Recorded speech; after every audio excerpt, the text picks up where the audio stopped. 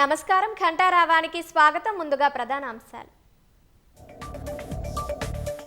రాష్ట్రంలో హోరెత్తుతున్న మున్సిపల్ ప్రచారం, రంగంలోకి దిగిన ప్రధాన పార్టీల అగ్రనేతలు.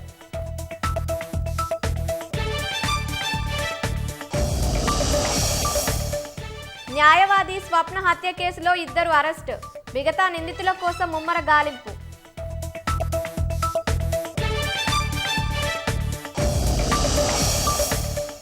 ఏసీబీ వలలో జీహెచ్ఎంసీ కూకట్పల్లి జోన్ ఎస్ఈ 17 లక్షలు లంచం తీసుకుంటూ దొరికిన చిన్నారెడ్డి.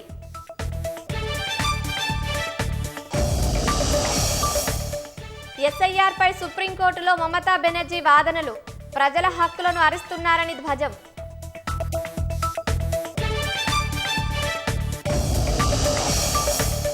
మణిపూర్లో రాష్ట్రపతి పాలన ఎత్తివేస్తూ గెజెట్ విడుదల, సాయంత్రం 6 గంటలకు ఖేమ్చంద్ సింగ్ సీఎంగా ప్రమాణం.